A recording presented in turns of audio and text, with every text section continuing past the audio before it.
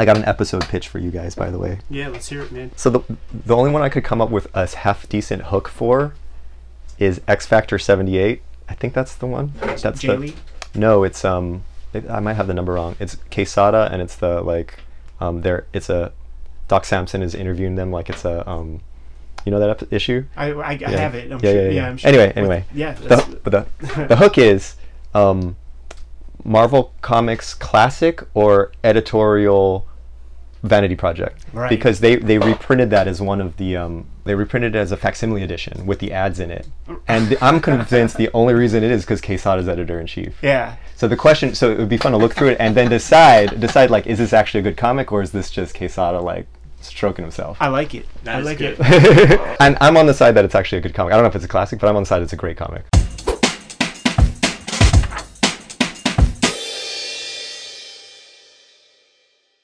Well, it's just that, you know, for when I first started teaching in 2009, I would have like four dudes in class who wanted to do superhero books, and in the next few years it was one less, and now I'm lucky if I have a dude. It's almost all women, and nobody wants to do like superhero stuff. It's that, but I think we may be crossing over. You're talking about like that throwback to Vigil.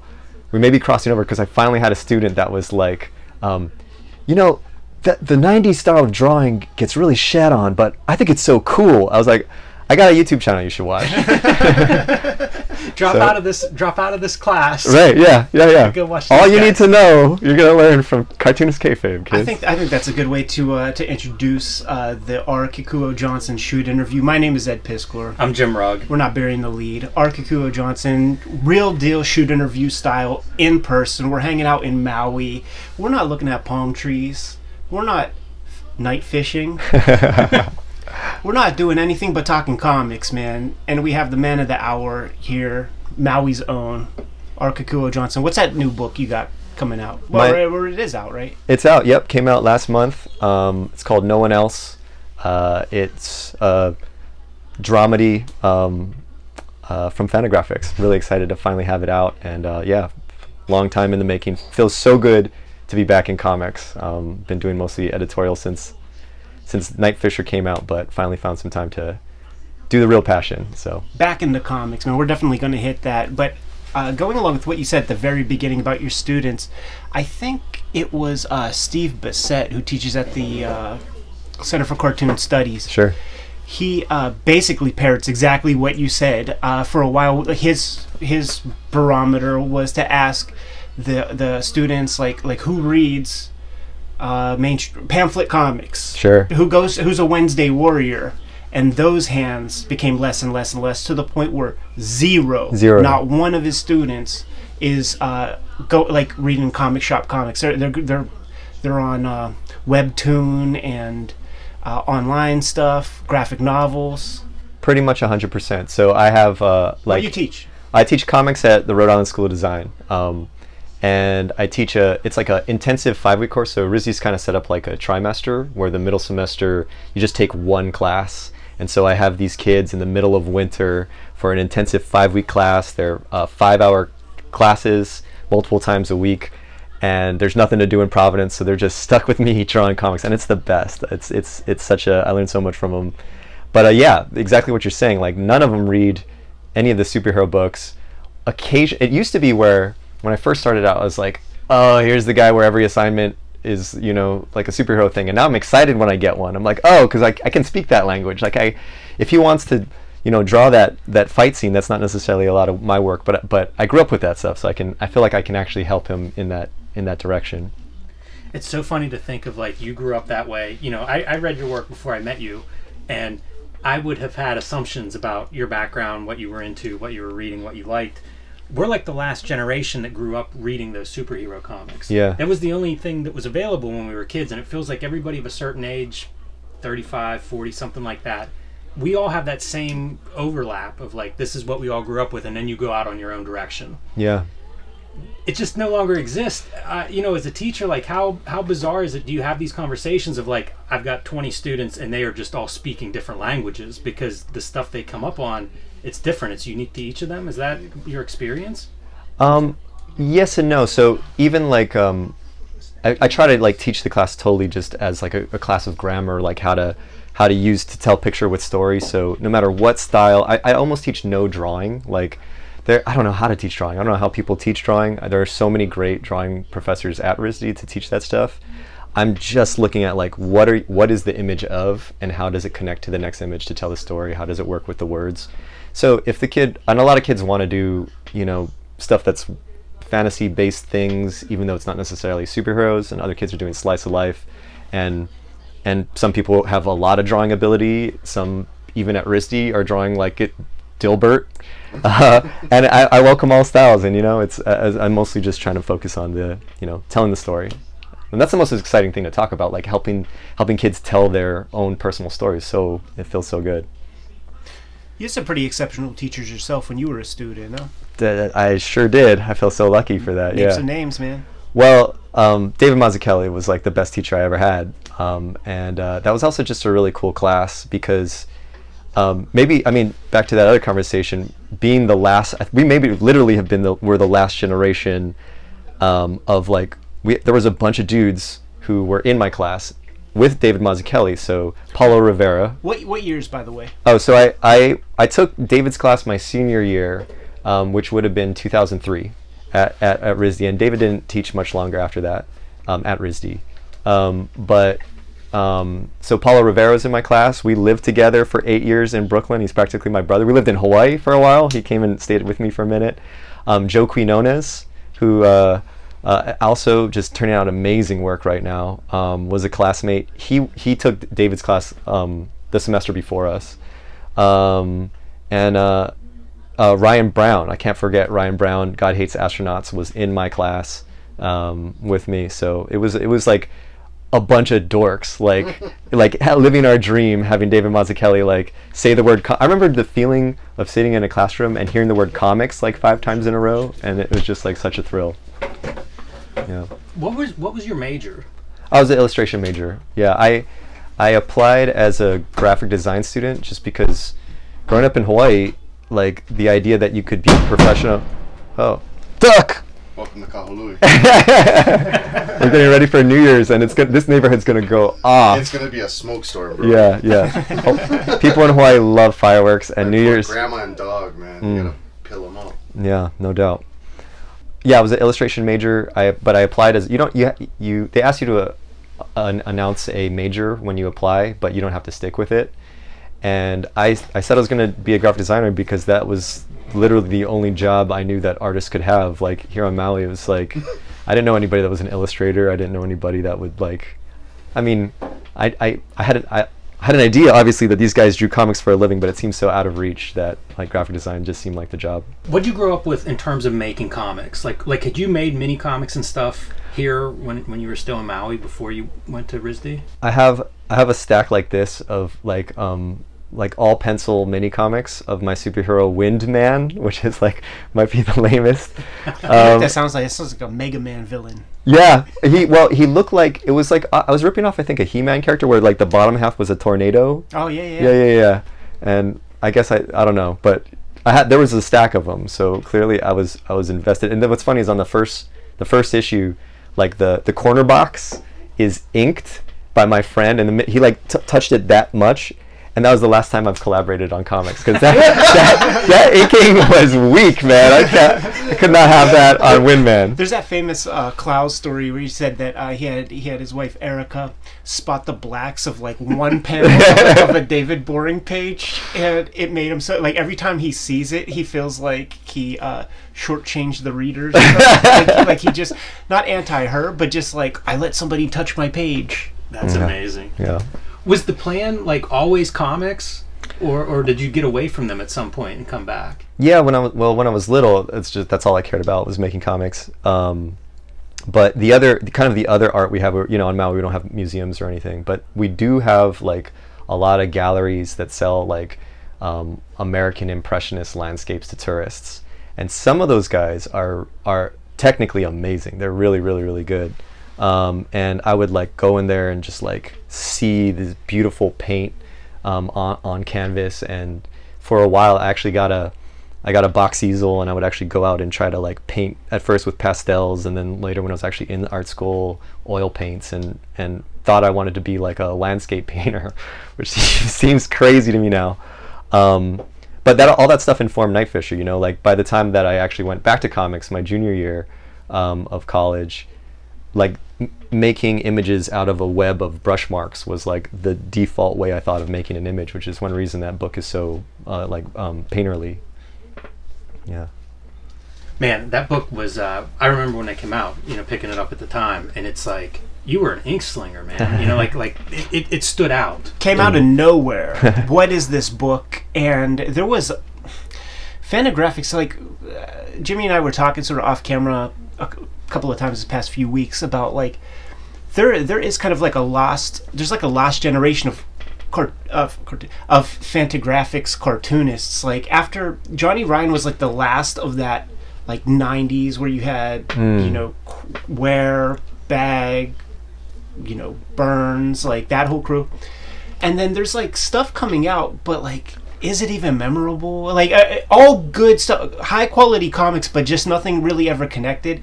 And I really did cite you as like, when that book came out, it was after the craft is dead argument with like James Kachalka and like that whole movement, that generation of cartoonists where they weren't about really trying to, you know, luxuriate over the line or whatever. It was almost like anti-craft. And then you were the first of like this new thing where it's like, okay, let's bring back skills and make something.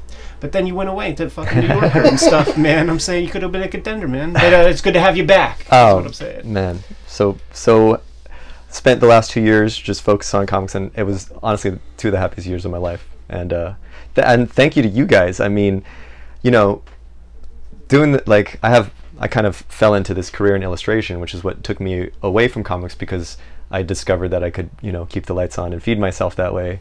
And it's worth noting for anybody that's familiar with your graphic novels but may not know the illustration side of your career, like 2 gold medals from the Society of Illustrators for editorial illustration.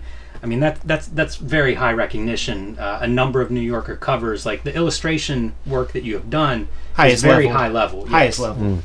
Thank you. And we met your dad at the show. He introduced himself to us, man. And I said everything I just said. And your dad was like, the boy has to pay the bill. like, I'm not keeping the roof over his head. Yeah, he's a good dad. He make sure that I pay my own way. But yeah, and he's an accountant, so I did grow up with that very, like, if you're gonna do this, you better figure out how to do it. So that's why when I was doing Night Fisher, I was a waiter in New York for 8 years, while I kind of transitioned from comics and then eventually had enough work in illustration. I was waiting tables. We digressed, and I think we stopped you from paying us some compliments to the channel. So let's just. I was just making something up, but no. What I was gonna say is that during those 2 years, you know, like taking a break from like paid work to like do a passion project, it's those are kind of scary, weird things to do. But like having you 2 guys making it feel so normal every day, I could just listen to you guys like banter about some dumb shit I forgot about 20 years ago. Actually made me feel, it felt so normal to make comics, and like I'm just so grateful for the show. It really helped me make my book and finish my book. So yeah, it really was like a service you guys are providing. I'm just saying, Merritt Michaels is going to become gunning for you, calling some of this stuff dumb shit. We're covering, man. That's not fair. He's looking for you, man. Yeah. Not to mention some comments below, probably. We're going to have to bring the audience back around now. I apologize. There's nothing dumb about Wizard. So a long ways between No One Else and Night Fisher, and not just in years, but you go from being this ink slinger and ink on paper to all digital. All digital, yeah. So that happened like just kind of organically, where around over the years it was like, from, you know, editorial illustration, I actually hated doing it for years, mostly because of the revisions. And so I'd like slave over this like inked thing and you know, maybe have a paste up in there for edit, send it into the editor and be like, in the next 5 hours we need like change X, Y, and Z. And it would just made it very clear that like a digital process would streamline that. Like even just having to scan something was the kind of like mental interruption that like I didn't want to. It was nice to kind of slowly, more and more. First, it was like sketching digitally, and then it was like retouches digitally, and then eventually it was just the whole process was digital. Walk us through your digital tools. Like, what's your setup? What do you use?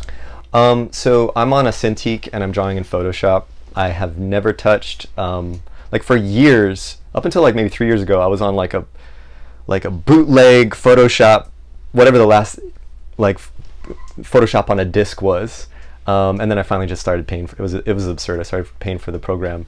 But I just say that is like I just haven't. I don't like learning new stuff. I don't like learning new tools. When I see the kind of stuff that Clip Studio and like all the tools built into that, I'm like, oh, that's definitely better. But I'm just like an old man stuck in his ways, like, you know. So it's Photoshop on a laptop hooked up to a Cintiq, and I've got like a 10-year-old Cintiq that works like a charm, and yeah, it's all digital. Do you design your own brushes and stuff? No, I use Kyle. Oh, I want to give him a plug here. Kyle Brush. Sorry, Kyle. I can't remember. For some reason, I'm blanking on the last name. But I am too. I feel so bad too. I've talked to that guy. If you draw and make comics, I think he has some pretty good like sponsored ads and stuff that show up, or like on Twitter. A lot of people retweet his stuff whenever he puts out a new texture or something. Yeah, man, it's right into my brain. But yeah, his brushes are great. But you know what's funny is like for a while. Still, when I'm doing my illustration work, I'll try to kind of like mimic what I was doing with a regular brush and a nib and stuff. But finally, like on No One Else, I was like, oh, I just want this to be like, I just use the pencil tool. Like it's just straight up like one, like sometimes not even any pressure on it. It's just like the straight up Kyle T. Webster. That's the guy. Yeah, it's just a straight up like, you know, totally dead line, and then that's kind of. I used to be, I'll tell a quick story. There was, I got invited to, I did some things for the New York Times, and they wanted to take a picture of me. And I go in and I meet with the photo editor, and we're sitting for like half an hour, and she's taking all these pictures with her phone. And I'm like, when is she going to pull out like the real camera? And then finally I was like, do you shoot all your, like all these photos for the New York Times on an iPhone? She's like, the iPhone's the look of today. Like the world of today is the look through iPhone lens.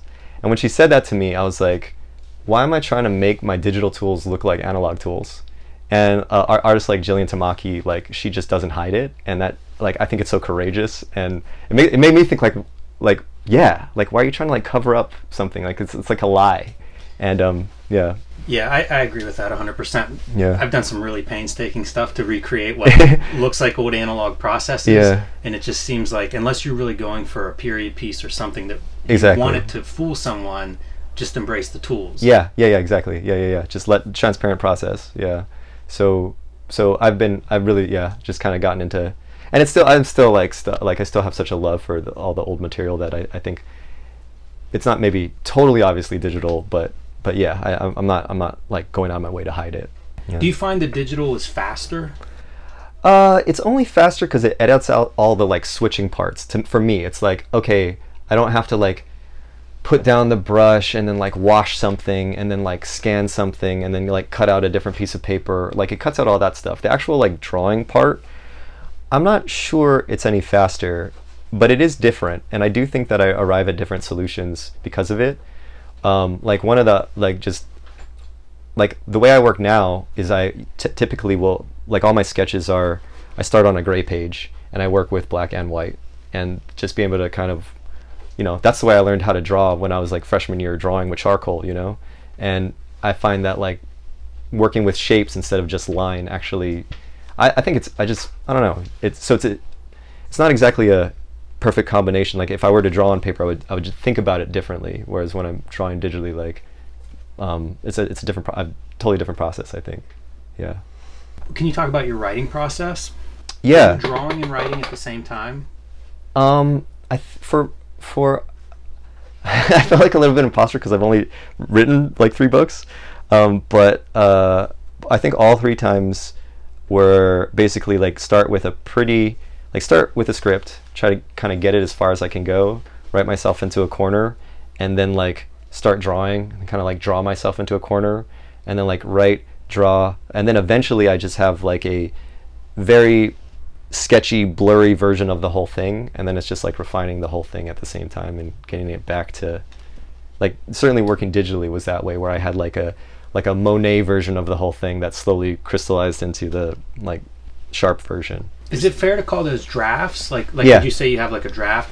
I always Yeah. associate that with Mazzucchelli because we've talked to so many students of his that have been, I guess, forced to make those drafts. Yeah. Yeah. You know, and I think that's a way that's common with working with an editor too. So like Yeah. now that you have these publishing houses that are more in a traditional publishing model rather than say a Marvel or DC assembly line model, Right. that kind of like drafts, I think, is how editors and publishers are able to interact, you know, with the graphic novel that's being made. Totally. And yeah, totally. Like the first time I did that, really, like with Night Fisher, I had never made a comic before, so I was just kind of like whatever stuck to the wall was how it was going to work, and I was almost like playing a game of like, let me have some kind of visual storytelling trick on every page, and just kind of like trying to get to the end, and then spent time reworking it all when it was done. But with when I was working with Francoise, it was like a series of like drafts. I should say my second book, The Shark King, was a kids book published by Toon, which is Francoise Mouly's like kids book line and kids comics line. And for anybody not familiar with that name at home, the co-publisher of Raw magazine, which, you know, super influential magazine in the 80s, a person who knows comics exceptionally well, Francoise. Yeah, and absolutely, and she's so amazing, like as an editor as well, where like just on the fly I would bring her the like a super loose pencil sketch of the whole book. It was easy to do. I think that book is,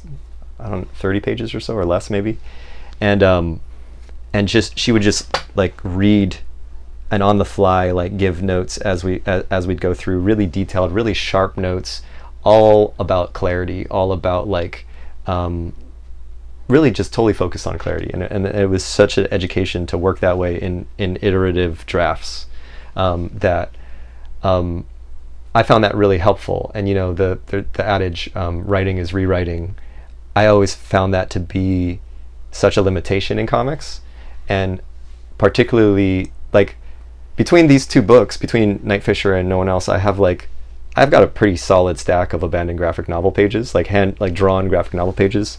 Like if they look like they're two different styles, I've got the Cro-Magnon yeah, exactly, in between version. Like you'll see, yeah, there's the whole exactly the missing link. The missing link. There are like 4 missing links that connect it all. But and I think one of the reasons I kept like bailing on those projects was that I would just keep thinking of all the things I wanted to change, but I was kind of like halfway, like 1 foot in, 1 foot out. And then after 15 years of doing illustration, getting very used to revision, and also working in a super pared down style, like I could just work much more fluidly and get those revisions working. This book I had like 30 drafts that I just kept reworking and redrawing.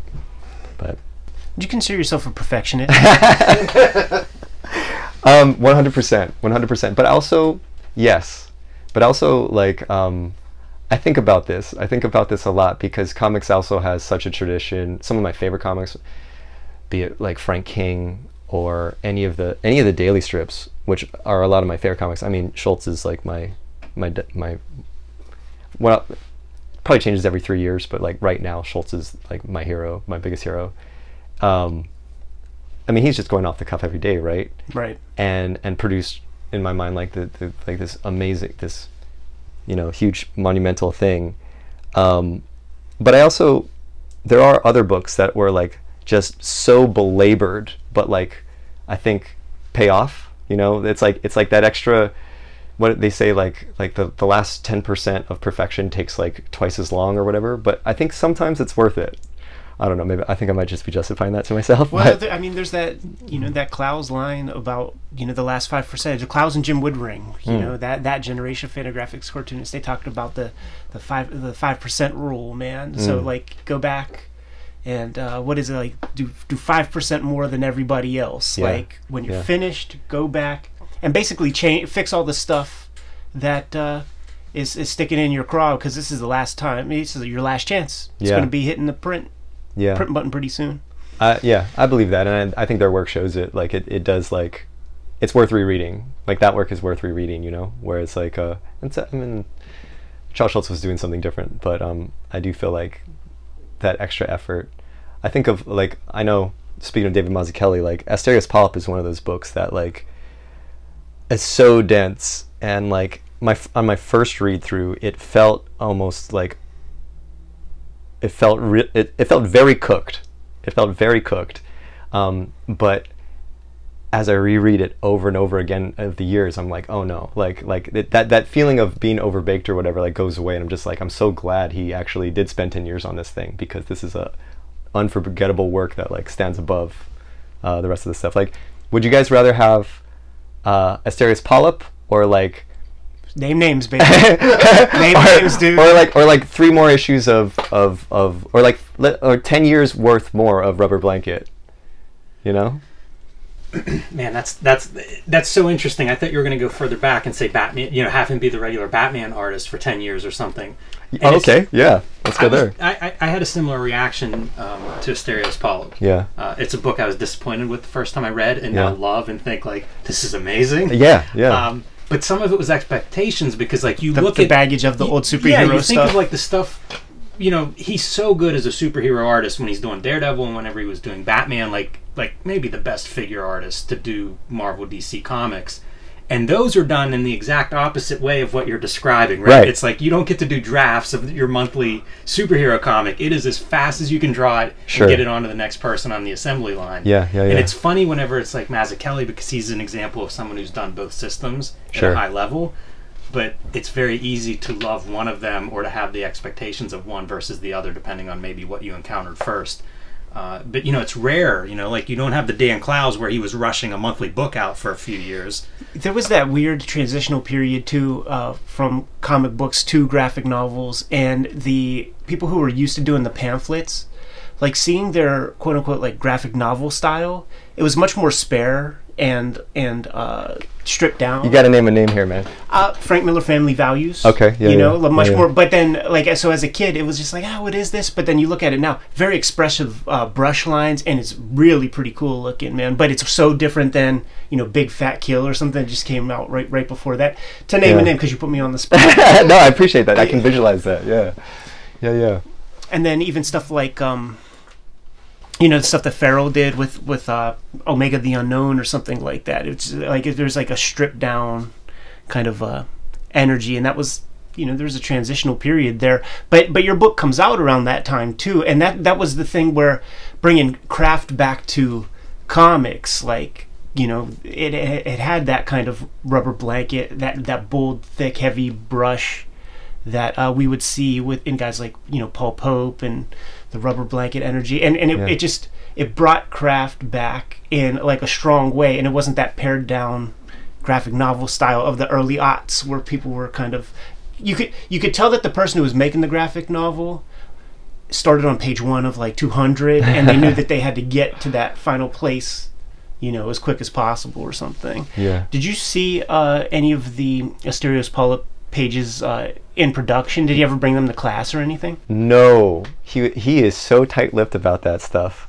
And did you even know he was working on it? Yeah, we talk about it, and he'd give me like these very mysterious nuggets of wisdom that I'm so grateful for. I still think about.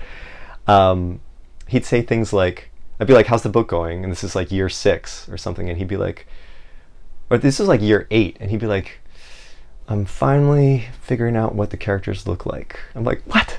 You've been working on this for 8 years, like, I remember one time I had a question for him, because, you know, I was working on Night Fisher. I started Night Fisher. I finished the first 60 pages of Night Fisher before I ever had David's class. Before I had ever taken a comics class, I was just like, just started going for it. My junior year of college, and then my senior year of college, I took David's class, and then I finished it for the next 2 years. Waited tables and worked underneath my bed in a small Brooklyn apartment, finishing that book. And I would talk to David throughout that time, and I forgot where I was going with that story. But yeah, Asterios Polyp, we were talking. Well, sorry. Yeah, you weren't like, hey David, I'll show you mine if you show me yours.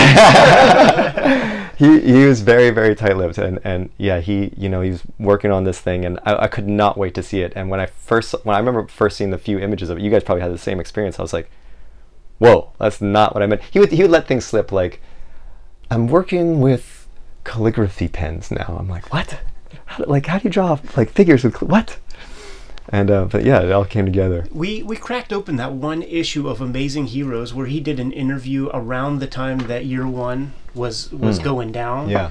And there are 3 or 4 segments where he's talking about his love of Chester Brown. I mean, Chester Gold. Yeah. The Mustard Brothers, I call them.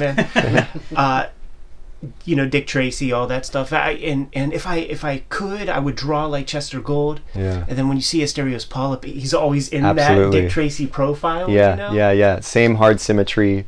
Yeah, totally. Yeah, we talked about Gold a couple times. I was also at that period, like transitioning out of Night Fisher, I got obsessed with Gold, and I actually have a Gold original. What period?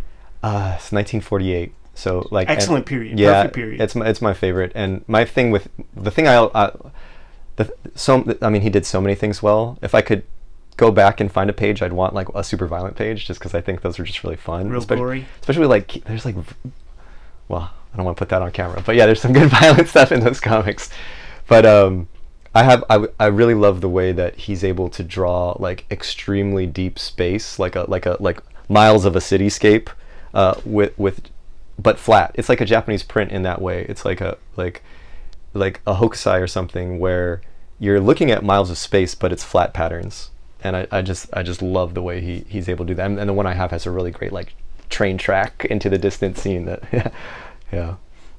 Oh, but yeah, I talked to David. That reminds me of what I wanted to say about it earlier. Was I remember talking to David, and while I was working on Night Fisher, and being like, my question for him was, when you get stuck and you can't solve a problem, like, who do you look at? Because I was still in that phase where, you know, with Night Fisher, I'm like, I can't draw this water. Let me open up, like, you know, Tearing the Pirates, or let me open up a Toth book or whatever. And David's answer was like, I used to do that. like, and now I get it, you know, like now I'm a little older and just kind of been, maybe just falling into my own style deeper and deeper and deeper, and like less interested in copying the other guy. Of course, it's still handy occasionally when you really can't figure out something, but you know what he said? He said, when I get to that point where I'm stuck, I try to approach it from a different way. And I find that the same way, you know, and yeah, take it easier. Just do something easier. Why are you trying so hard? We don't really have a system of, you know, apprenticeships here in the States that much, man. So having a teacher like Mazzucchelli, like that's probably as close as one can get. Are there any memorable assignments that he gave you that you still think about? Yeah, they're very memorable because I teach some of them. Because now that I teach, I basically teach his class. Not totally, but the way he designed his class was basically like every week there was a new element, like building the kind of different elements of comic storytelling. And I found that super effective, especially, you know, I was already 60 pages into Night Fisher, and so I felt like I kind of had I like to have to like forget everything I know. You know, art school is very good at that, where they'll be like, you know, break your hands, forget everything you know, we're going to start from the start. And one of the assignments that is so compelling, and I do a version of it, probably the most compelling assignment, and probably the assignment that produced the best work from the class, was it was a set number of pages. Like usually his assignments didn't have I don't remember actually, but this one, it had to be 3 pages, and all 3 pages are have the same panel architecture. And so like if it's like a 3 panel on the top, 2 in the middle, and then a big splash or whatever, like all 3 have to have the same architecture. And then the idea is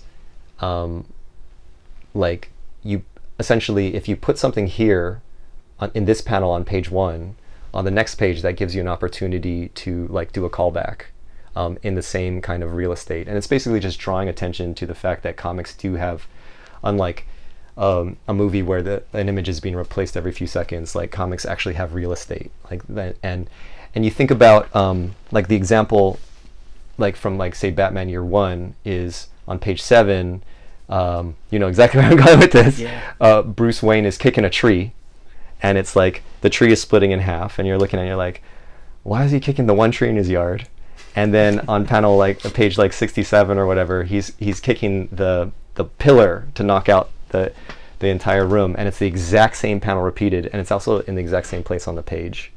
And so that was the kind of like concrete, thinking about comics as like a concrete physical space that really is like so unique to comics as opposed to any kind of visual storytelling, that I really appreciated how deep like David would go with that. That's one of those great lessons of Harvey Kurtzman. Like when you crack open the Mad comic books, you see a lot of that. That's the first time I've ever seen that stuff. Think about that. The mole. The mole. Yeah. The mole. You know, Yeah. like digging through the and you know, just seeing that repeated panel stuff. And I've always said, like, those Mad comics, they really are like the greatest textbook in like comic book storytelling for those kinds of reasons. Totally. And seeing that applied in superhero comics, I mean, fantastic. And David is a huge Kurtzman fan. Yeah. And so I don't think I'd seen a lot of that work. The only Kurtzman work I saw were the Hey Look strips, because it was in that top 100 comics journal list. So I tracked those down, but I never really saw a lot of that Mad stuff until like later, talking to David about that stuff and taking a close look at kind of the classic Mad comics was like a definite eye opener. What was the reaction to Night Fisher for you? Well, so when I got my publishing contract, That sounds so professional. I know. Graphics. More like when Gary said he would publish it, maybe. No, well, that would be breaking kayfabe. Yeah, right. When I was invited into the High Rise, I sent it as a blind submission, Night Fisher, and maybe this is a funny story where I sent it in and like 2 weeks passed and I didn't hear anything back, and I had been working on this thing for 3 years, and Fantagraphics was like, you know, I didn't feel like it was the only publisher for me. Like there were other publishers, but I really felt like that book, I really wanted it so bad. I just wanted it to be published by Fantagraphics so bad, and I didn't feel like my second choices were the right fit for the book. And I didn't hear back from him for 2 weeks. And I'm broke. I'm like waiting tables 2 days a week just to pay enough for rent, and the rest of the time I'm drawing underneath my bed in like a room I share with 4 guys. and I'm cold. It's winter, and I have to go buy a coat, and I'm like in like Burlington Coat Factory, and I get like this, like, I don't know what possessed me to put on. I got like the ugliest like shearling, like ugly like pale coat that was in Burlington Coat Factory. I'm looking in the mirror that's got the 3-way mirror, you know, and my phone rings, and I pick up the phone, and it's an unknown number, and I'm like, hello, and he's like, hi, I can't do a Gary impression, but it's Gary Gruff. And he's like, why aren't you responding to my emails? And I was like, I didn't get any emails. And he's like, we want to publish your book. And I'm like, looking at myself wearing this terrible coat in the mirror, and like I felt like my world changes, like at that moment. It was like the biggest dream come true. And you know, a lot of cool stuff happens in you know, since then in my career and stuff, but I still that was the moment, you know. That was just like when my deepest dreams just like came true in that dumb coat. And but your question was, how was that book received? It got really good reviews, and I think that there's just enough. This is breaking kayfabe, maybe for people at home thinking about. I wouldn't recommend this, but there's just enough in that book that is like kind of like educational, where I talk a little bit about kind of like history of Hawaii, the kind of like landscape of Hawaii, the invasive species of Hawaii. I think that was part of it, and also like it kind of like librarians at that time were looking for diversity, and like I think that was just enough where like it got some ground in like libraries, and so, and that if you can do that, like, you know, that helps. I think Hip Hop Family Tree, I'm sure, benefited from that, right? Yeah. Can you talk numbers? Do you know how many copies are floating? Of the original edition, there were 10,000 copies, so it's not like a huge print run, but it was enough to like kind of get around. And where was I? Library. Oh yeah. And well, so, but you know, it takes a year for the book to actually come out. So I had that whole year, and I was feeling myself, you know. I'm like, I'm like my favorite publisher. I'm so cool, and so I'm like, you know what? More people should read comics. Like, I'm gonna make comics and send them to like regular magazines, and of course they'll publish my great comics because I'm awesome, and like I'll send it to them. And so what I did was I just would like, I drew this comic about, it was later published in Mome, and also The Believer, but it was a comic about John James Audubon, and it was like drawn in the style of John James Audubon. And I was like, well, this is a book about, or this is a comic about like hunting. So, of course, Outdoor Magazine will, I wasn't this arrogant, but I was like, Outdoor Magazine will publish this. So I open up Outdoor Magazine, I look at the masthead, and I look at the art director, and like the art director is John Smith or something, and I'd email John Smith at outdoormagazine.com, J Smith at outdoormagazine.com, J_Smith at outdoormagazine. And that totally works. Like, you can guess people's emails. And got rejection after rejection after rejection. And when I was done with hunting magazines, I eventually sent it to the New Yorker. And I got the email right, and one of the editors wrote back to me, and she was like, I don't know what you think we're going to do with this comic strip, but I have an advanced copy of Night Fisher on my desk. I love it. Do you want to do an illustration for us? And so when I think of like, to answer your question, what was the response to Night Fisher? Like, that's the moment I think about where somehow that book just unlocked every door for me. The rest of my life was kind of formed by that moment, really. So you have that moment to thank for, or yeah, no comics after that because of that moment. But yeah, so that was, yeah. What was some of the other Fantagraphics books that were coming out around that time? Was like Paul Hornschmeyer and Anders Nilsson still around there? That stuff was coming out, but like, you know, it was like, I wanted to be in the club with, like, of course, with like Klaus and like Ware, and with and they were just started Complete Peanuts, and like Crumb was still like, you know, it wasn't that long after like the like Self-Loathing and Art and Beauty magazine and that stuff was coming out. So it was really a time when it was like the world's greatest cartoonist. Like, that was undebatable. Like, there was no argument against it at that point. Now I think you could stage an argument. The world is just so different, man. You could have bought every independent comic that came out back then, and you know, still have money left over to pay the rent and shit like that, and you could read all the stuff, you know, 24 tops. And that was right before like 3 of the guys I just mentioned jumped ship and got published by Pantheon, right? So, yeah. I was thinking of 3 cartoonists that you mentioned earlier, like Paulo Rivera and these guys, and wondering, like, did you ever consider following with them into more of like the Marvel DC direction? This is a funny story. So Paulo, I love you, man. This guy, he's the best guy. He really is the best guy. And Paulo was the savant, like, in our whole class. We're like, and he was our senior year when we took class from David. He like was like struggling to finish some of his assignments because he was doing oil painted Doctor Doom comics for Marvel, right? He had health insurance drawing Spider-Man by the time we were like 24 or something, right? So he's the savant. And like when we were seniors, at some point, like Marvel like called him and they were like, Quesada was courting him, and this was the same time when Marvel was publishing like Gay Rawhide Kid. You know, Axel Alonso was like a powerful kind of tastemaker there at that time, and so like they were really like, anything that sticks to the walls, let's try it because we're bankrupt and we just need to get out of this hole. And to their credit, they found something out that worked. So right before Ultimates, I guess, kind of like where, that weird period, right? And so they're trying to court Paulo, and they're like, come to New York, we're gonna put you up in a hotel, and we're gonna give you a tour of the office, we're gonna wine and dine you. And Paulo was like, cool, but Kikuo is gonna come. And that guy fucking brought me to the Marvel, like, what a friend. Thank you, Paulo, I'll never forget that. And so I go in there, and Paulo's having his meeting with Quesada, and Quesada looks at my work, and he's like, so at that point I had 60 pages of Night Fisher done. They don't look like the ones in the book, but they're pretty close. And Quesada looks at it and is like, Axel's gonna like your work. So I go in to sit down with Axel, and so sweet. He sits me down and he's like, he's holding up my work. He's like, I like it.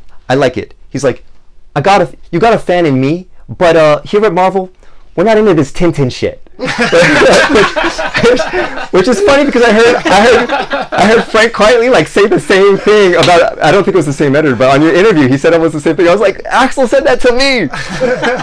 But he meant it in like what he meant was like, we can't sell it. We can't sell what you're doing now, but we need to see what what you do when you start doing like a Marvel House storytelling. It was really just the storytelling. It wasn't the drawing style. He wanted to see, the fist out of the panel, all that stuff.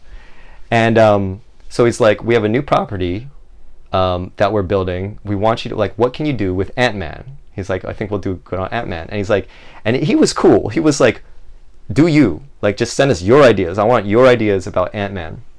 So I'm in school still. So I'm like in between assignments. I go home like, Ant-Man, all right. And so I guess in my mind I'm like, I'll do that, like, Fantagraphics Ant-Man. so I did this drawing of Ant-Man like standing on like a molecule, and it's like the real, like it's like a ball. It's a H2O molecule, and it says like H on it, and like two balls that say O, and Ant-Man's like crouching on it, and he's like, if I'm smaller than a molecule, what the hell am I made of? It's like, it's just a dumb joke. Instead of Ant-Man, it says Ant, but then there's like a ST added, so it says Angst Man. So it's like a corny, like, kind of indie joke. And then I designed him, and he, like, the ant logo was on his crotch. Thought that was funny. And I had him like running through a rainstorm, like in a condom. And Axel loved it. Axel was super into it.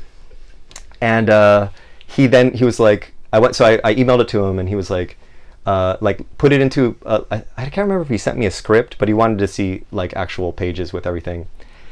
And I was like, my senior year, I was trying to finish classes and stuff. I was trying to like pass art school, and in my mind, I had a half-finished book that I was really passionate about, and in my mind I was like, if they want to hire me now, like, they'll want to hire me even more, like, if I finish this book.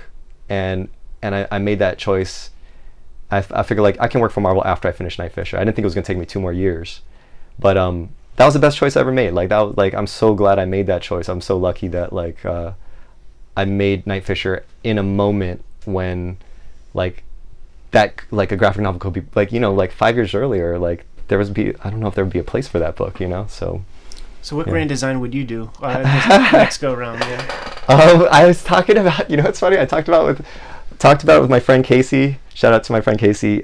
We joke about it because we thought we both thought Jim was working on Spider-Man grand design the whole time. Well, I was like skeptical, but I can't wait for Hulk grand design. And the final conclusion that I came to is, like, I'm not sure I want to do a grand design, but I would do Reggae Family Tree. That's what I had to. Because growing up in Maui, man, like, that's the music of Maui, and just, like, I love that music so much, and I feel like, it goes deep here. So, but I don't know if I'm the guy to make that book, honestly. But yeah, I don't know. I'll keep thinking about that. Yeah. Leave the fuck out of that one. Right? But also with that Ant-Man thing, that's around the time period that Kirkman did his run on Ant-Man. I think it was a little bit before that. So I would have been 2003. I'm not sure when Kirkman did his, but yeah. You mentioned Maui. Yeah. Let's talk about that a bit, because like, all of your books are hugely influenced, set in, built around mythology or legends of Hawaii. That feels like a very specific thing to Hawaii. Like we're here after Maui Comic-Con, and I picked up a number of books from local creators, and a lot of them have to do with, Hawaii, its history, its people, that setting. That seems very special and unique to this place, and it reminded me of, like, I think of us coming from Pittsburgh, and it's like sports, or like the history that we're just, covered with, in video and in stories from old people that we know. It's very interesting and unique, I think, to Hawaii. It's something that I don't see in a lot of other, creators. Can you talk a little bit about that? Is that something you get from school, from your parents? Is that like a tradition? Tell us about growing up here in terms of story that you're exposed to. Yeah. Well, I definitely grew up with, like, all the myths and stuff, like, reading about those in school.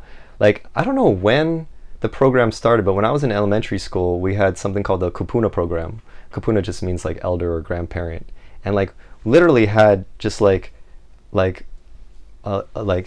elders come in and, like, tell stories of, like, the old days, and that was the best. I loved it. And we learned, like, different kind of medicinal cures, and we learned the mythology, and we learned chants, and we learned songs and stuff, and it's just part of the culture here. And it's in terms of that showing up in my work, like, I think like with Night Fisher, I definitely that was, I think the question I had just, when I was in college, I kind of had moved away from comics, as I mentioned, and then I read I Never Liked You, and that book was so honest and direct, and it kind of was like one of the, you know, brought me back into comics, and I was like, what is my story? Like, what is the story that only I could tell?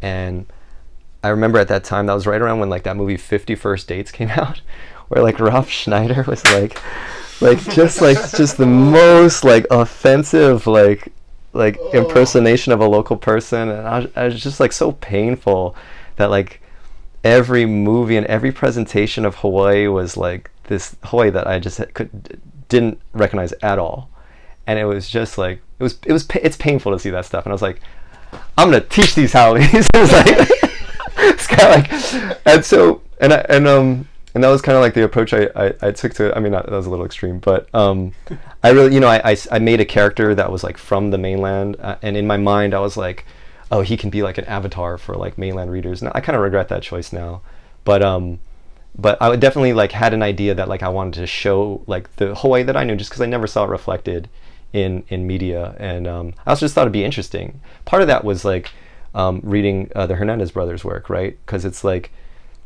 I don't know anything about like Mexican American punk rock scene, but when they talk about it in those comics, they don't like explain anything. They just put you there and you sink or swim. And that there's a paradox that happens where like that I recognize in their work, where it's like the more specific they were to their individual truth, like the more universally understandable it is somehow. And that was that made a lot of sense to me, and I was just like, I'm going to try to be as specific as possible. Just like be specific to Maui, be specific to my experience. And so that's how it came about in Night Fisher. And then later I try to get away from it, but it just keeps coming back. Like I originally set No One Else in Cape Cod, where I was living when I first came up with the idea. And it wasn't until I reset it in Maui, all the characters changed, and they were I knew them, I knew the space. It was so familiar. They were like my friends, they were my family, and it's a fictional story, but setting it in Maui just made it real. So something about, I don't know, can't escape it. Yeah. I want to ask you a cat question. Oh yeah. I'm not sure this makes any sense to anybody, except like there are cats here on Maui, like a large feral cat population. Yeah. And there's a cat in No One Else. Are you a cat person? I would say yes, I'm a cat person. I don't have a cat currently, but I really love cats. Yeah. Is that sort of how that character and that cat come into that story, because of, you know, cats around here, the feral cat population? It feels like it's a different relationship between the population and cats than it is back home, you know. Well, yeah, they're just outside all the time, like roaming around. I guess in a way that the story, I will say that the finale that I won't give away, that's nonfiction. That actually happened, not to me, but that happened to a friend. So that was more the inspiration, but it happened in Massachusetts. That story, actually, the way the ending goes in the book, happened in Massachusetts. I was very happy with that. So yeah, I didn't want to give away any spoilers, but I'm glad to hear that part. Yeah. The other thing that it makes me think about is you teach in Providence at RISD, and like I think of Providence as having a very distinct comics history and personality to that region and location. Does that ever cross your mind? Because not every area has that.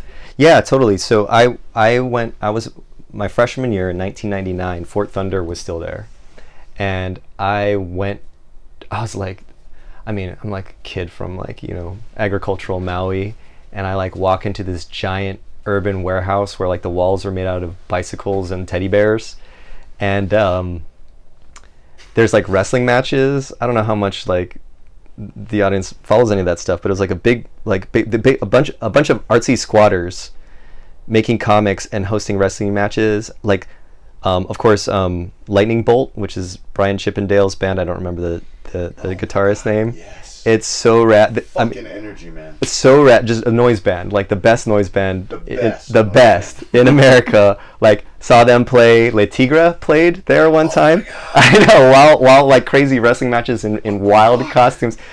But it's like kaiju wrestling. Exactly. Like somebody dressed up like a donut. Exactly. Yeah. Somebody dressed up like a piece of pizza. 100%. And all those guys were making comics too. You know, Brian Chippendale, of course, and so that I like to think of that moment. You know, there's like there's like these brief moments in American history where like satellite cities become the center of culture, kind of like Seattle, of course, in the 90s, and then like Providence for like a month was like that's how it usually happens. Yeah. Like it's not LA, New York. Yeah, you know, right. It's these little places where Yeah. things are bubbling up Right. without any eyes on it Right. until that one tipping point Exactly. happens, and then Yeah. everybody pays attention. That's a good way to put it. Yeah, yeah. And I just got the very tail end. By I think by my sophomore year, that stuff, they were evicted, or maybe I don't know. I only went to that one party, and it was like my like third day in Providence, and I was terrified. It was so scary, man. But really, really cool. And it was also, I was definitely into all that stuff. I was into that culture. I was into High Water Books at that time. Was publishing all those crazy books, and my senior year after that. So to answer your question, I was aware of that whole world, and the RISD Museum. RISD has a great museum on campus, and they actually purchased a lot of the show prints because all those amazing cartoonists, Brian Chippendale and CF and It's like Brian Ralph would come Brian through. Ralph was kind of like Brinkman. Matt Brinkman. Thank you. All those guys would do like show posters. Beautiful silk screens sometimes. Insane. And the RISD Museum actually purchased, like, was smart enough. Somebody That that is was smart. super cool actually purchased it all, and I think they even owned some of the costumes, the wild costumes that were like knit by those guys. Anyway, so it's cool that they have like the kind of local scene there. So I was aware of it, but what was really cool is that I think it was right before High Water closed shop. I don't remember when High Water closed shop, but in 2003, it was my senior year. They opened this thing. RISD has this thing for seniors where they invite a bunch of like professionals. You know, Hasbro comes in because they're Providence based, and then like some magazines will come in, and they'll do portfolio reviews of students. And so there's obviously a common interest on both sides there. And Tom Devlin came through, and I showed him my 60 pages of Night Fisher, and I was just like, my questions for him were questions like, what size should this be so that it sells? Like, you know, what kind of paper do I use? Like all these questions. And he just saw me like worried about it, and he looks at me and he's like, you will never regret making your book exactly the way that you want to make it. And that was the best professional advice I've ever gotten. It was the best personal advice I've ever gotten. It was the best artistic advice I've ever gotten. Thanks, Tom. If you're watching, I never thanked you. I would love to. I tell that to other people now. Like I tell that to my students because that was just like the best wisdom for me at that moment. And totally, maybe that's probably part of the reason I like, you know, no Ant-Man for me. It's really smart to receive that kind of information while in the school setting is such a valuable thing, because I don't know about you, man, but being through a system like that where they break you down and it makes you a little bit iffy about every part of the process. You know, like I questioned everything when I was in school. Like I didn't feel like I was doing anything right because I'm seeing maybe 30 other people do things 30 different ways, and who the heck am I? Sure. To have a guy come through and say, you got to just do your own thing, like that's incredibly valuable. It really was 100%. I mean, like, trust your instinct was basically the message, but it, like, coming from a guy who, you know, look at the shape of Terratoid Heights versus you know, Ninja, or I don't know if that was a different publisher, but you get what I'm saying. Like you know, it meant a lot coming from like somebody who was doing it at that moment. So that was really cool. Yeah. Tom Devlin, current publisher of Drawn Quarterly, for the people keeping points at home. That's where comics was moving when you were in school, and then that's what I was talking about earlier, where then Night Fisher's on the scene. It's different from that, man. Like it really embraces craft and you know, kind of accurate drawing and things like that. Yeah, I really like to draw. I really like to draw, and like, I don't know, I guess that's something like Paulo and I, like, just as, you know, it's funny because Paulo and I just we're really close in college, and we're still really close. And you know, he drew, you know, Daredevil with Mark Waid, and even though our tastes and the kind of work we do kind of diverged, like at the end of the day, like most of my favorite artists, like that I love very much, is kind of based in draftsmanship, and like that word means a lot of different things, but like I like precise draftsmanship, you know. I like it. That's that perfectionist in you. Yeah, I guess so. Yeah. But yeah. I saw a quote, like kind of prepping to talk to you, and it was, I believe you said something about how like this is the second golden age of comics. Oh yeah. Can you talk about that? Like say a little bit more about. Tell us about that. What's that mean to you? Well, I think of the first golden age of comics like as like maybe, I guess maybe it's the I don't know what the technical terms are, but like the early newspaper strips, maybe from Nemo to like the 30s or so, like when comics were actually popular, right? Where they were the like popular mass medium, right? And then I think that quote's a little bit old. I don't know if I still feel that way, but it certainly felt that way right around the time when Night Fisher was coming out. Like it felt like there was just a sea change. Even before Night Fisher came out, when I was in college, like 2000, or was it 99 or 2000 when Jimmy Corrigan came out? When all the Pantheon, when the guys jumped the Pantheon, yeah, that was a big deal. Yeah, right around then, and you could feel it in the air, and it was like there was a movement happening, and if I had to define that movement, it would be like, oh, people are taking comics seriously for the first time, which was something even as a kid I was like wishing for. Like, which is really funny because I was like reading Generation X, totally unaware of like Watchmen, and I'm like, this is art, guys. Yeah, but we all felt it. We felt the like eyes of disdain on our medium, and it felt like that was going away, and that was just really, really exciting. And a weird thing is, do your students? I don't want to get us off track, but do your students feel that eyes of disdain? Because I feel like that's another one. If you're under 35 or under 30, I don't know where the cutoff is, but maybe you have never really had that. I think that their high school teachers are still telling them like, stop drawing that anime shit. I think, but I feel like that's what gets the shade. Right? It's like the anime style or the manga style. Right. And in fairness, like I think that like that is the job to some degree of like a high school art teacher, like to get them to start looking instead of start like fetishizing style, right? I do think that's their job. So, but it is nice when I get those kids in class because they're like, wait, I get to do this now? And I'm like, yeah, you're doing it, like, and you better do it a lot, and you better do it good. And they're so talented. I'm not sure. So the artist that I think about like that a lot, and I've never talked to him. I haven't read that much of his work, but one of the guys that was like really influencing me now, probably one of my favorite cartoonists now is Nick Donasso. I don't know. Have you guys? Yeah. So, and the way I look at his work, it's like, here's a post-war cartoonist that does not have like the albatross around his neck of like the history of all this stuff, right? He didn't grow up with that stuff, and as far as I can tell, and he grew up in a world where comics were art. Sorry if Nick Donasso's watching, which I don't think he is. Whoa. I think this interview's over. But I don't want to put words in his mouth. Like I have actually no idea, but from what I've read and stuff, it sounds like he didn't really grow up with that stuff. Sorry, guys. Showing his New Yorker shit. Yeah, so that's the guy I look at in terms to answer your question. Like, there's also a real power in that, and like I think his work is so strong, and like he gave me a lot of, like, with no one else, like he gave me a lot of courage to just like lean into like a cinematic approach and not like worry about like, cinematic isn't comics or anything like that. Like his work, like gave me a lot of permission. Yeah. Have you talked to? I've never talked to him. Yeah, never meet your heroes. I bet he's a really nice guy, but I love his work. He inspires me a ton. Name some other names that inspire you. I'm curious what you guys think about Donasso. Are you guys fans? Yeah, big time. Yeah. I thought Sabrina.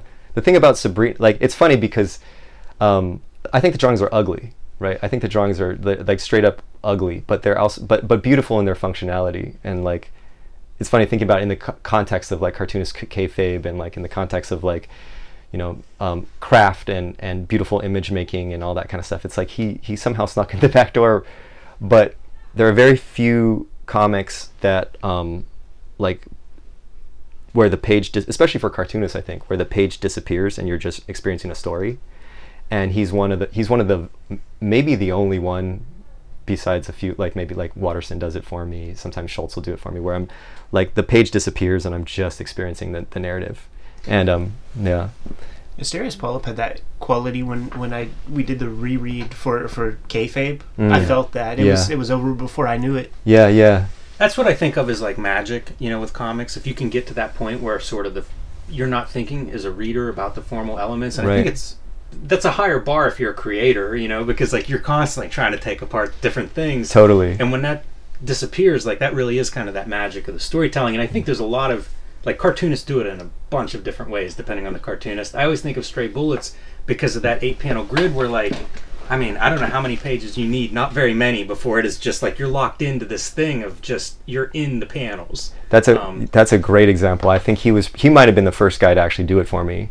But Donasso does it a little differently, and I don't know, I can't perfectly describe how he does it, but I'm aware of what you're describing, and it's the similar thing of like, I think like Jason does it a little bit. It's almost Jason where you peel away certain stylistic pieces, or you're reading it at a rate that you're reading so quickly that pretty soon you're just going, like you're just, I need the story. Yeah. I think of it like with Donasso. I almost think of it like he breaks it down where the faces are almost like uncannily. They look like blow up dolls or something. They're like almost uncannily inhuman, and yet they're these perfect like character avatars. I almost think of it like a very complex set of emojis where it's almost a font. Like it's like cartooning as a font. It goes to the Scott McCloud language, comics as language. It's almost like they're super leaning into the language part of comics. Yeah. That's a good way to put it. And it fits with the emoji, you know, like having that totally stylized. Yeah. Yeah, it's interesting. Yeah. Anybody else you're excited by these days, like reading and learning from, or just can't wait for their next book? Yeah, I always really, you know, I really like the short comics that they seem dashed out. I don't know how long she spends on them, but that Jillian Tamaki does. The ones she posts on Instagram, like I like Boundless a lot. That's my favorite book of hers. But like, from the work that I really love of hers is like the 10-panel like strip like that she just does on Instagram. It looks like it was drawn on an iPad, and they're like I love those things. Who else? Some of the well, Chester Brown. I love Chester Brown. We talked about that earlier. I love like just like the directness of it. That's another guy who I like. Paying for It is a book where like every time I pick it up, I find I'm like 40 pages in before I realize that I'm reading. I don't know. That book like disappears for me. And then there are other artists like I haven't read. I have a copy of like Rusty Brown that I like while I was working on No One Else. Like I didn't want to touch it because I didn't want to absorb that voice. Because he's so, I don't know, like that, like in the past that has gotten into my veins, and I'm like, who am I? And I just wanted to stay away from it. But Klaus is a fave. But I don't know. I got really into yeah, and then like obscure old stuff. Yeah. So is comics back in the veins, or do we expect book number 4 in like 2025 or something? Yeah, I spent the last 2 years like holed up drawing comics, and it was honestly like the two of the happiest years of my life. I would love to do it more. I have not figured out a way to make it financially sustainable. Got to take that Marvel money. Yeah, right. Yeah, but you know, it's like just like a huge opportunity cost really to stop and draw a book. But it was also just like so fulfilling. I'm looking for a way to balance it. Yeah.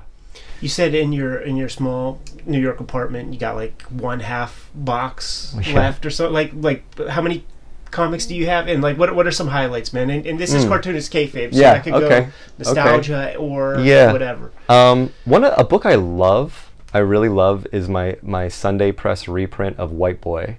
You guys have like talked about it a little bit on the show. But the thing about that book, first of all, I had for a minute, I had like the Sunday Press Nemo book, and that thing is just so annoying. Like it's so cool, but it's just like such a pain in the ass to like pull out and read it. It's like what do you do with it? What's cool about the White Boy book is it's like this big, so I could read it in bed, but it has all the just like material, just the paper's so good, the printing is so good, the binding is like it doesn't have a spine. It's just like woven on the back. It's and of course the cartoon I just really love. I'm like you called me out for being a New Yorker snob, so I'm going to call out two New Yorker cartoonists who I really love, and then Ray Irvin. I always mess this up. Irvin Ray. Where he did a comic strip. So he's most famous for drawing Eustace Tilley, the first New Yorker, and he was kind of like the de facto first New Yorker editor, art director. But he did a comic strip called either the Smiths or the Smythes. It's Smythes.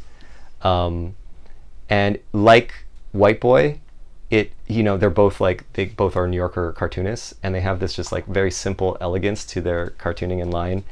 And the Smythes has never been reprinted because I don't know why, but it can be punishing to read because it like maybe 80% the punchline is like, my wife is fat. And it's just brutal to read it. But I never talked to David about this, but like the female protagonist in that strip looks a lot like the I can't remember her name in Asterios Polyp, but the woman, right? And the acting in that comic, I think, stands up to, you name the best actor, Jaime or the Dennis the Menace artist or Schultz even. Like I think the acting in that strip stands up to any of them. And I have a librarian friend, and I was telling her about it, and she's like, oh, that was in the New York Herald. You can just like go online and look through the microfilm. And so I went through and it ran from like 30 to 35, I think. And 1930 to 1935. And I like really, really, really love those comic strips. But I don't think they should ever be reprinted, but they're really beautiful. Yeah. Oh, we're not letting you go by unless you give us a piece of cotton candy or two that you still have. Oh, yeah. Oh my God. Short box that you keep under the bed. What is in that thing? Don't play like you don't. I've got total crap. I've got like Stormwatch 1 because that book is terrible, but the cover, I copied the cover, I drew character designs from that one, like sitting in the back of my mom's a teacher, sitting in the back of my mom's classroom while waiting for her to finish work. That look like they're Stormwatch characters, I have all that crap. So you could draw Mean Fuji? Can anyone draw Mean Fuji? And then I've got, I think you're asking for guilty pleasures. That's what you're asking for. I don't believe in such things. Yeah, fair. Well, I'll tell this, I'll pay you guys a compliment and say that watching your show has made me revisit a lot of stuff. And I went back, I don't know if I want this on camera. I went back and I actually had never read the Daredevil Frank Miller, or the Frank Miller Daredevil stuff. And that was just before my time, I was a little young.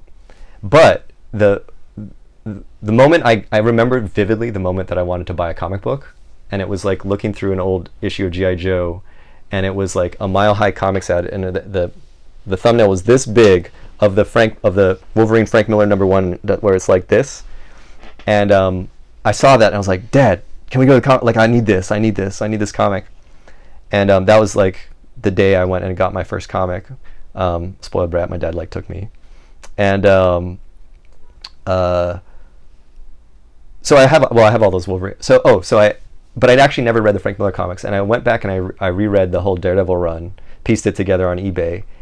And it's funny because whenever I read any of my other old comics that I remember fondly from my childhood, I'm like, oh, this is terrible. But when I read the Frank Miller comics, I'm like, oh, this is how I remember comics being. Right, I know what you mean. Yeah. I'm like, oh, the channel, we bust out some stuff from our childhood, and it's like, wow, Mom might have been half right. Yeah, totally. The big thing that happened with me for that was like Punisher, Jim Lee, Punisher War Journal in Hawaii. Those were important comics to me. Those were really important comics. There's the famous one where he's like on a jet ski. Oh yeah. And for the Hawaii people, like Jim Lee was like on point. Like he put like the names of comic stores in the background. Like there's a Jellies call out in there, and so those books meant the world to me because my favorite artists, like books in Hawaii. Now I read them like, oh man, these are so bad. The covers are rad. That's one to unpack. Yeah, for sure. Yeah. The covers are bad. I don't know, man. Like, but I mean, I still have nostalgia for them. I still own them. But those Frank Miller books, like, I'm like, oh, this is how I remember reading comics. Chris Ware tells a story like when he was collecting Marvel comics when Death of Phoenix was going down, and his mom and grandmother like both read that comic. Oh, dude. And I'm like, son, this is crap. I made my mom read. I was too old for this, but I made my mom read Stray Bullets 4, Stray Bullets 2, the one with the. I'm gonna give away the end. Can I give away the ending? Yeah. The one with the the oh, he's a politician pedophile. Oh yeah. Yeah. That's 4, by the way. That's 4. Yeah, 4. I read it and it was like. I was like, oh my god, this is amazing. Mom, read this comic about a politician pedophile. And she supported me, but she was like, yeah, it's not for me. No, she was cool about it. I redrew Dark Knight Returns issue 1, but as a little kid, but I wasn't feeling my penmanship, so I had my mom letter it. And she would just laugh at the purple prose of this comic. It stinging sparks in my face, like all this stuff. She would just be like, "This is ridiculous writing." I'm like, "Mom, no, it's important comics." Like Wizard Magazine said so. Yeah, those are hard to read. Those, yeah. So what else, man? Promote the book. Show that thing off. Yeah. We're in freaking Hawaii, man. We need to go back to the beach. Yeah, man, you guys, thank you so much for taking time out and spending time. This is my book. No one else. I don't know if it's on the camera there. Yeah, it is. But it's a real short. It's like really a short story, or I think of it as a novella. 104 pages long, 2-color printed, cool fold-out color. While we're in Hawaii, I can't fold out the whole thing here, but there's lots of Maui scenes and. You did the design? I did all the book design, yeah, yeah. I think it's the best thing I've ever done. I'm really proud of the book, and for all its faults, that was the best I could do because I really put my heart and soul to that thing. It's a beauty for sure, and it's really cool to be able to compare it to Night Fisher in terms of like the drawing. You know, like they're exceptional, and yet you can see stylistic differences. I mean. Geez, 15 years. 15 years, yeah. That's amazing. One question I have for you. Yeah. Format-wise, it's a pretty unusual format for a graphic novel to be like a landscape, horizontal format. What inspired that? So, I originally it was actually 2-Up, and so and I was thinking a lot about Ice Haven. If you remember, Ice Haven was originally 2-Up, and then he squashed it down. And I was when I first was writing it, I was just like, maybe this will be a story in Now, or maybe I'll just put this in an anthology somewhere. And then I was like, oh no, this is turning into something that I really want to spend some time on, and I cut it in half so that I could actually publish it with a spine. It's a weird book in that I guess there's a lot of graphic novels that aren't novels. Like it's a short story, but Graphic novel definitely just means spine. Yeah, exactly. Let's be honest. True. But in terms of it's funny because Fantagraphics is so awesome of whatever the artist wants goes. But if I asked Eric, I was like, well, if you had your way, hardcover or paperback, and he'd be like, hardcover. And I just thought I just love this format. I love this is like the L'Association format kind of, right? And I just love the French folds. And I had a vision for the whole book design being like this, and with the Pantone color and everything. I just love this format so much. And I also thought that soft cover was the right for this type of story. It didn't make it too pretentious. It's just a kind of smaller thing.